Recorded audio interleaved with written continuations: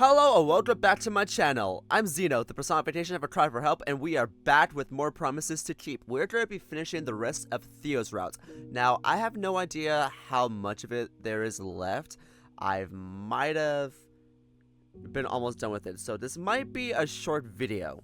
I mean, if it ends up being short, then that shouldn't be too much of a problem. So last time we left off, we learned about Theo's abusive family. His physically abusive father and his emotionally abusive mother. Wow. This game really fucks you up, doesn't it? Well, anyway, let's continue. As I head out into the living room, I spot Olly perched on one of the steps, right in the middle of a titanic yawn. Olly, my boy! Yes! Oh my god, yes! Olly, your route is coming, baby. Your route is coming, and I will be playing it immensely. God, he's so cute. Hey, Leo. What's all the excitement? I just saw Theo and Artemis head out. The dino sleepily rubs his eyes. Looks like he just woke up. Morning, Olly. Did nobody tell you yet? Tell me what exactly? I tell him the story of the incident, and his soft blue eyes progressively widen in shock. Oh my god! Are you okay? I'm blinking at him, surprised by the extent of his worry. Yeah, I'm fine. Not a scratch, as you can see. He begins fiddling anxiously with his claws, looking me over. Okay, good. Good to hear. Still, that's really scary. For it to land so close to where you were sleeping? A shiver rattles up my spine, and I picture once more the twisting fingers of the shattered branch, reaching up toward me in the darkness. Yeah, I mean, it wasn't exactly fun. Huge understatement there. But I'm alright, really. Safe, sound, and in good company. And that's something to be grateful for. He takes a preparatory breath, as if to say something, then seems to decide against it. Deciding against it. I'm sorry. I cocked my head at him, now a little confused. What are you sorry for? I'm sorry that this happened to you. Even after you got snowed out of your house and had to sleep on an air mattress downstairs.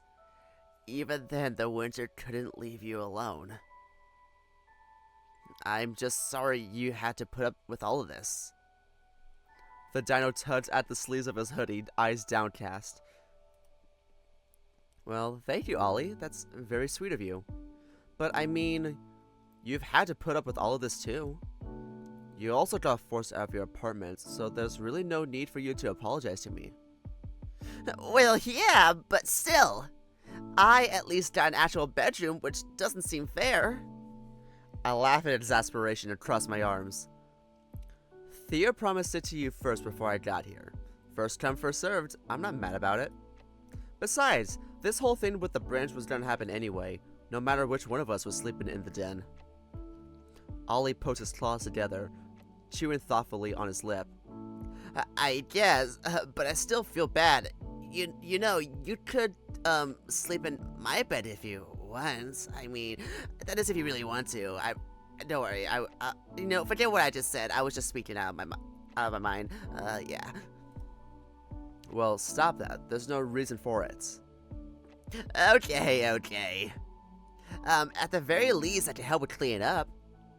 Olly stands up from the step and does a little stretch, claws reaching way above his crested head.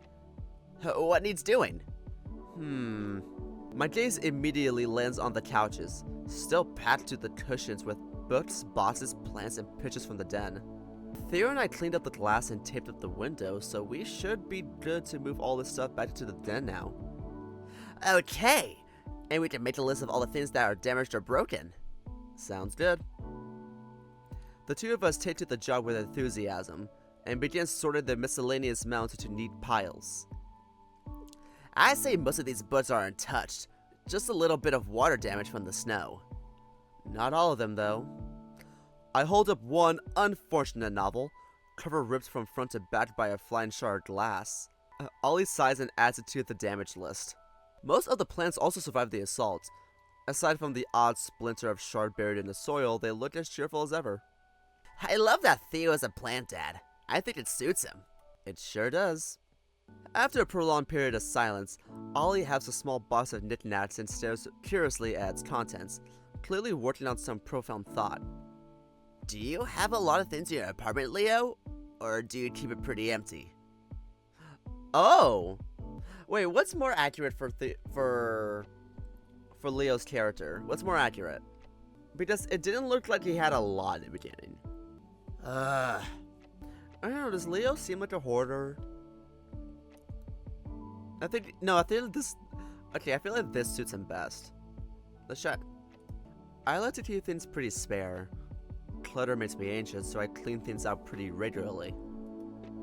Sometimes it gets me into trouble, honestly, when I throw out important things without realizing it. But it's always worth the peace of mind in the end. Olly nods, deep in thought. I see. Why do you ask? Well, I'm noticing that the majority of this stuff isn't Theo's. This used to be his aunt's house, right? Yeah, I think so. Well, she clearly liked to put her name on things. Look! Olly bends me over and I cut through the mess on the floor to stand next to him. He flips through a few of the books, indicating the neatly written name on the inside cover of each. M.J. Donovan. Mary Jane Donovan? Next, he indicates a collection of small animal figurines, each with the same name stamped somewhere on their base. M.J. Donovan. These are all her things. I haven't found a single book without her name in it. Or anything with Theo written on it. Olly runs a claw along the top of one of the books and stirs up a thick layer of dust. He stares at the gray film now coating the tip of his talon. I guess what I'm trying to say is, Theo's house is huge and full of stuff, but he himself has very little. I think back to earlier this morning. Theo crouched in the center of the den staring at an old family photo. He had said, "All her things are ruined, and they don't even get a scratch." I've been watching his routine over the past few days. He uses the same mug every day, sits in the same chairs. Artemis told me most of the pots and pans look like they haven't been used in months. Olly's eyes drift completely out of focus, lost somewhere in his eternal calculus. We stirred up a lot of dust by moving in, but the difference between his things and her things is very clearly delineated. On the surface, it feels like Theo's house, but when you look more closely, it almost seems more like a memorial. Or a tomb. Well then. Sorry, I lowered the tone, didn't I? A little bit, yeah. Don't mind me. I have literally no filter sometimes, and I just say whatever pops into my head. Especially how much I want to kiss you, Leo. Do you want to kiss me too? Like, I mean, I was kind of serious when I said that I was offering you my bed, since you know you can't sleep in the den at this point. Well, maybe you can if they patch it up properly, but, you know. I shouldn't be prying into Theo's business anyway, so please just forget I said anything. Let's talk about literally anything else. About how much I want you in my bed. Did you have any cool dreams last night? Awkward. Was that not a good question to ask? God, I'm blowing this conversation. No, it's not you, Olly. It's just that my dreams are almost never cool. And last night was no exception. Oh, I'm sorry. I sigh, exasperated. You need to stop apologizing. None of this is your fault. I know. I'm sorry. I'm making you a swear jar for apologies. Okay. Can I ask you one more thing? Then I swear I'll drop it. Sure. Do you think dreams happen for a reason? Or are they just meaningless mental noise? No, they're messages. I'm sticking to the canon of this game. He keeps dreaming everyone's fucking tragic backstory, and it really makes me curious as to why. I'm really curious, like, How is he getting these prophetic dreams? Obviously, I don't have any proof of this, but I believe our dreams are trying to tell us something. Maybe not all of our dreams, but if you really deconstruct them, I feel like they often give us hints for our path forward. I see. I'm not sure what I believe myself, but I hardly ever remember my dreams, so I guess it doesn't really matter to me. You're a heavy sleeper, huh? Extremely. That is when I actually go to sleep. I'm kind of an insomniac. To be honest, I probably was awake when the window broke downstairs. I just had my headphones on. Well, the next time this happens, I'll come get you first then. Okay, it's a deal. What's a deal? Oh my god, Hunter! We haven't seen him in a minute. Okay. The two of us looked up in surprise as the familiar voice rings across the living room. Oh, morning, Hunter. Morning. How come you two are up so early, making mysterious alliances while the rest of us sleep? Something like that, yeah. Well, I want in too. From upstairs, we hear the sound of a door opening. Rovy's here too! Me too! Whatever we're doing, I want in. I mean, we're not really doing anything. My explanation is cut short as the front door creaks open. Oh, good morning, everyone. Morning!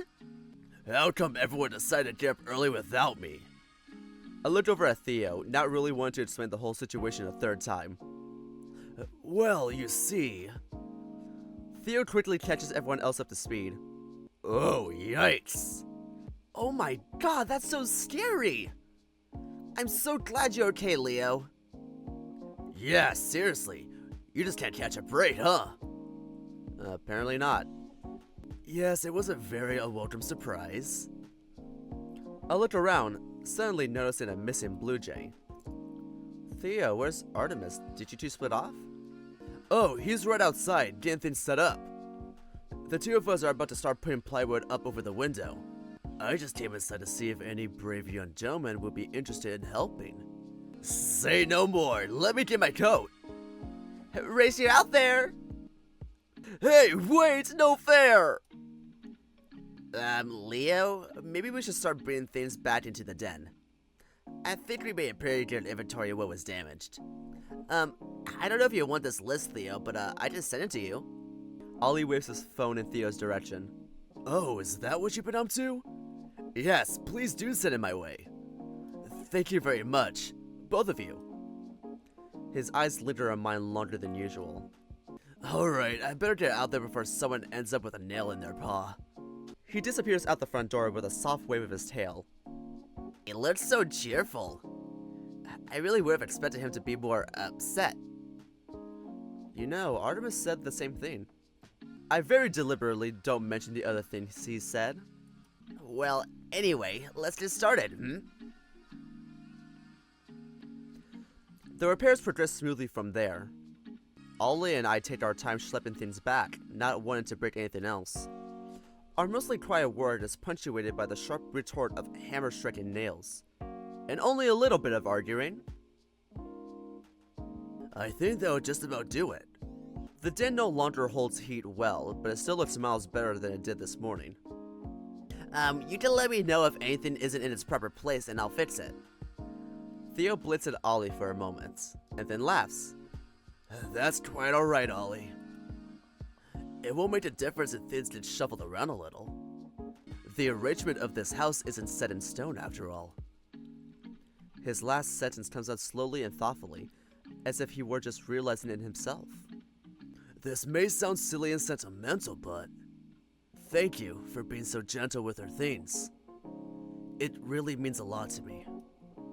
Of course. We were more than happy to help. I nod in agreement. Alright, your shift is now over. Come and get some breakfast. Well, I guess it's lunchtime now.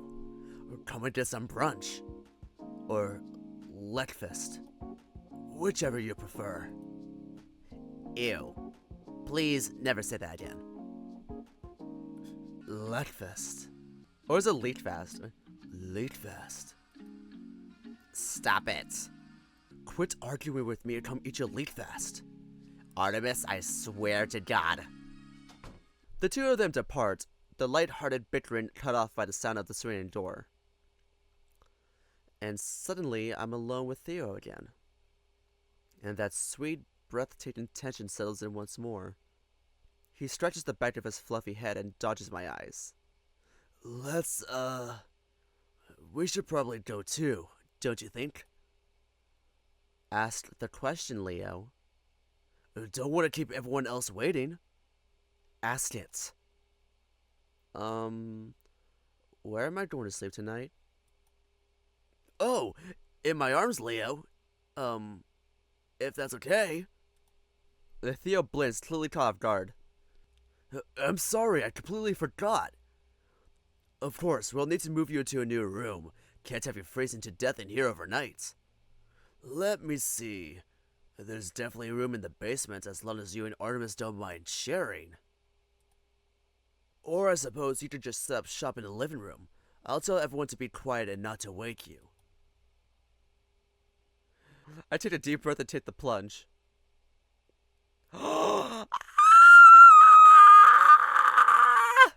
Wait, why am I shot? This usually happens in every route. In other news, fork found in kitchen. Would it be alright if I moved up to your room, Theo?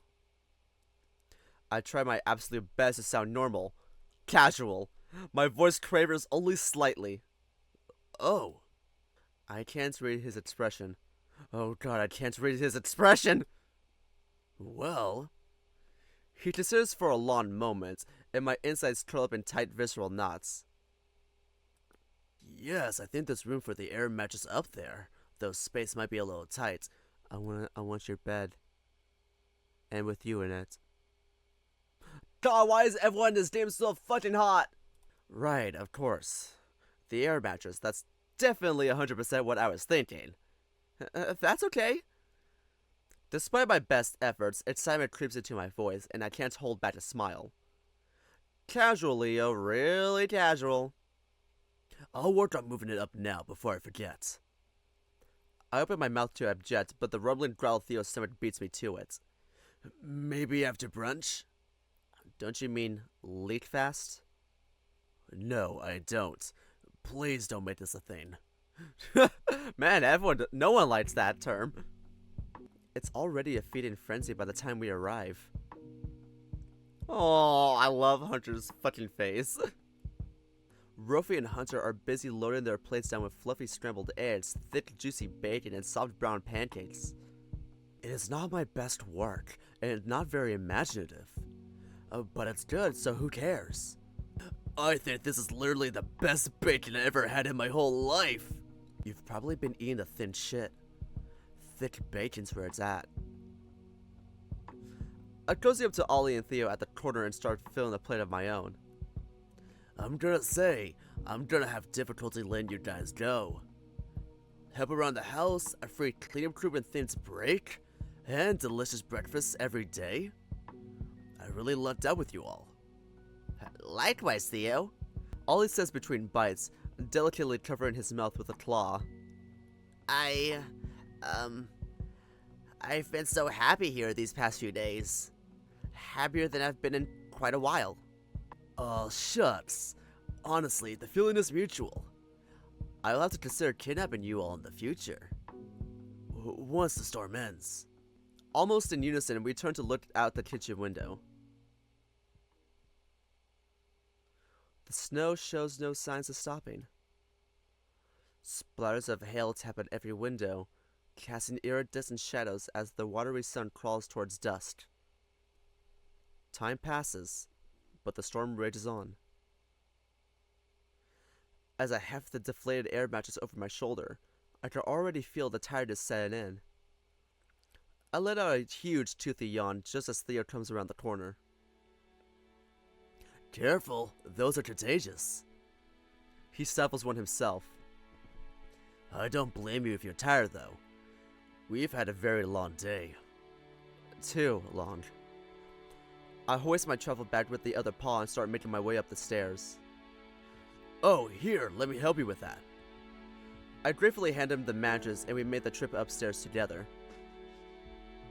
I don't think I'm off to bed quite yet, but I'm certainly getting there. Up to you. If you can't get before me, I'll do my best not to wake you. My heart skips a beat before stepping back in line. It's no big deal. Nonsense! After everything you went through today, you deserve a good night's sleep. Theo opens the door to the master bedroom and waves me in. Ooh, fancy. Well, I suppose that this space right here will have to do, seeing as there is literally no other place it will fit. Like I said, wherever is fine. Theo sets my bed down in a corner and I start unrolling the mattress, mindful to leave a clear path to the bathroom. I have to say, this does bring back some memories. I resist the urge to wince. So far, very few of Theo's rediscovered memories have been pleasant. This time, however, his eyes are soft and his smile is joyous. Let me tell you, this air mattress has been places. It's a true warrior. Quite literally supported me through most of my 20s. Oh, yeah? I flip the on switch and the heroic mattress begins to inflate, as if proud of himself. Yes, indeed. To be honest, I slept in some real shitholes. Places where I have to keep both eyes open and my hand on my wallet. The steady whir of the mattress fan fills the room, a soothing, percussive undercurrent to its deep, weathered voice.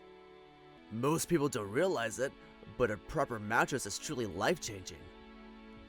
I still remember the first night I slept on this baby. He pats the foot of his bed fondly, eyes on focus. It was the first deep, dreamless sleep I've had in years. Something bitter colors his voice. Guilt, maybe? I hope you don't mind sleeping on that old thing.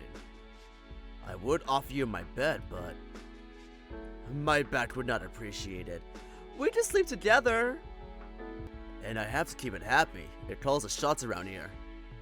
I really don't mind, honest. I wouldn't barge into your room and steal your bed. That would be too cruel even for me. Good. I'm glad we found the limits of your cruelty. Theo yawns again, unable to suppress it. Okay, I'll admit it. I'm dead tired. I can feel the exhaustion as well, clutching at my bones and pulling me down into the mattress. I think I'm gonna change and get ready for bed. If you'll excuse me. Sure. Theo grabs a handful of clothes and disappears into the bathroom. Left alone once more, I'm struck with another strange bout of clarity. After only 3 days, I've talked my way into his room. Tonight I'll be sleeping at the foot of his bed, just a few feet away from him. A few feet away from the steady rise and fall of his silver chest, the soft sounds of his raspy breath. How did I get so down bad? Well, I mean, look at him, he's fucking hot. Only a few days ago, I could barely remember his name, and now I want to get in his pants. God, I'm so weird. And now, how quickly life seems to shift into before and after. As usual, my worries evaporate when he re-enters the room. Hey, my breath catches. Yes? He stands much more stiffly now, eyes downcast, day clothes tucked in a tight bundle under his arm. I just wanted to thank you again for your help today. Oh, of course. I didn't mind. Cleanup was easy with all of us there. Theo shakes his head, not me in my eyes. That's not what I meant. You reined me in when I was freaking out. I remembered the feral look in his eyes as he stared at the broken window. I remembered the sound of metal screeching and pulping on impact. My eyes traced the ragged outline of the star on his arm. And then you sat and listened to my sob story. He laughs bitterly and shakes his head. Some host I am. I shouldn't have put you through that. I'm sorry. Oh, Theo. How could I not fall for you? Before I can stop myself, I speak the truth. I meant what I said last night. I don't feel obligated to help you, I just want to. My tongue tastes the familiar words, sweeter than honey. Thank you for letting me in.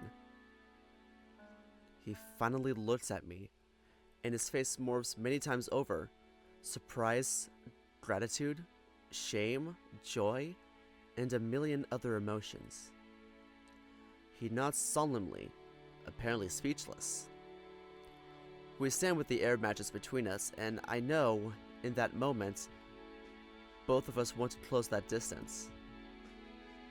And I know we're both afraid to do so. I can feel his giddy fear as strongly as I feel my own. Well... He breaks the silence, but the physical tension remains, crouched between us, beckoning. Let's leave it at that, huh?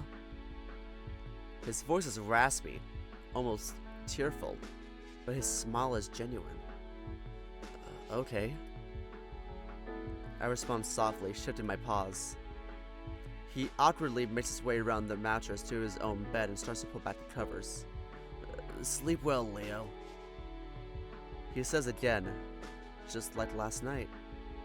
If I start snoring, just throw something at me. I let out a bark of laughter, and the tension eases. Oh, don't worry, I will. After the both of us are settled and tucked in, Theo switches off the light, engulfing the room in a pleasant darkness. I lay awake for what feels like hours, turning the day over and over again in my head. Examining and re-examining those little moments we shared, over cleaning, over coffee, over home-cooked meals. Theo. Now I know he's holding back. He's holding back the urge to fuck me senseless. God, I need to get pregnant from him. That's alright. I can be patient. I drift to sleep to the soft sound of his breathing, gentle and soothing as any lullaby. Woo-hoo! This game is so good. Why does no one talk about it enough? It's always Echo Project shit, but like, this deserves so much love. Support them! Now! Well, that was pretty short. Well, I knew it was going to be pretty short, but, you know, I think clocking in at around 35 minutes isn't that bad. Probably might be less once I cut things down. But anyway, oh my god, we finished with Theo, and now we're going to go straight to Ollie's in the future. I'm so excited. And also, there's an update coming out soon. I don't know when, but I'll keep an eye on for that. And I'm also going to be reading other new visual novels, or new to me, that I haven't read yet, that y'all recommended me in the community post. So, yeah, there's that. Anyway, thank you all so much for clicking on this video. If you enjoyed this video, please give it a like and subscribe if you're really interested. I'll leave a link to my Twitter and Blue Sky in the description below if you want to go check me out over there. I'll also leave a link to Promises to Keep itself, as well as the creators' handles if you want to go support them. I'll also leave a link to the Promises to Keep playlist down in my description below. And as always, I'll also leave a link to the visual novel I worked on with my good friend Xeno Panda called When You're Mine. I just want to spread awareness on it because I really am proud of the work that we did on there, and I would appreciate if y'all go check it out. As of recording, we have reached 105 downloads. So, anyway, thank you all so much for watching, and I'll see you in the next video. Bye-bye!